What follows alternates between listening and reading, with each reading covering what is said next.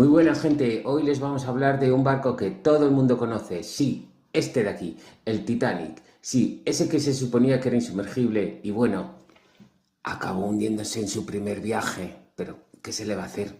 Pero ojo, no es solo la historia de un barco que chocó contra un iceberg. Es una historia de lujo, ambiciones, errores humanos y también de tragedia. Bueno, pues vamos allá. A principios del siglo XX, las compañías navieras competían por ver quién tenía el barco más grande, más rápido y más lujoso. Y ahí entra la White Star Line, que como dijo, vamos a hacer historia. Y así nació el Titanic, construido en Belfast. Imagínate, 270 metros de largo, más de 46.000 toneladas. Era un monstruo del mar, para que te hagas una idea. Era como juntar 3 canchas de fútbol, una detrás de la otra. Y no solo era grande y lujoso, tenía una piscina, tenía gimnasios, restaurantes de lujo, salones que parecían palacios y camarotes de primera clase, que eran básicamente suites de hotel de 5 estrellas. En tercera clase la cosa era más modesta, la verdad. Literas compartidas, pasillos estrechos, pero aún así, para muchos inmigrantes, era el viaje de su vida hacia América, y lo mejor o lo peor de todo lo vendían como el barco que era insumergible. Pues todo comenzó un 10 de abril de 1912, el Titanic zarpó de Inglaterra, pues con rumbo a Nueva York, y paró en Francia, luego en Irlanda y terminó saliendo al Atlántico con más de 2.200 personas a bordo. ¿Quiénes iban? Pues iban gente de todo tipo, desde millonarios, famosísimos, hasta las familias más humildes que lo habían apostado por todo para empezar una nueva vida en Estados Unidos.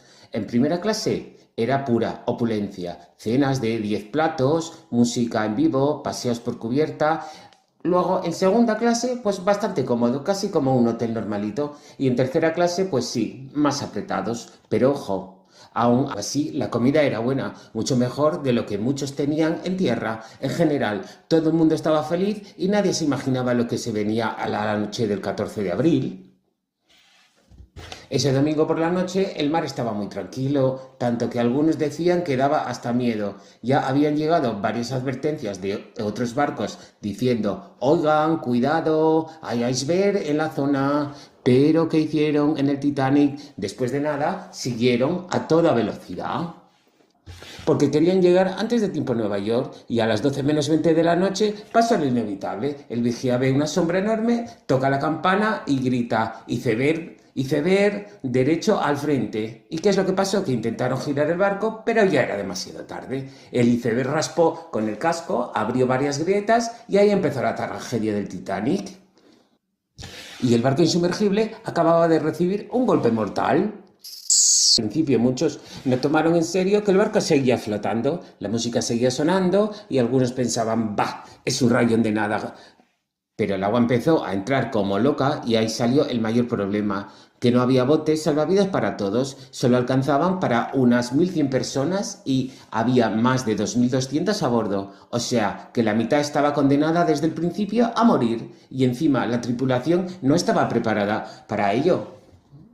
Hubo botes que se lanzaron medio vacíos mientras cientos seguían esperando en cubierta y sí, es verdad lo que cuentan, la orquesta siguió tocando para calmar a la gente. Una locura, la orden era mujeres y niños primero, pero en el caos no siempre se cumplió. Hubo héroes como la tripulación que ayudaba a otros a escapar y también hubo un egoísmo brutal.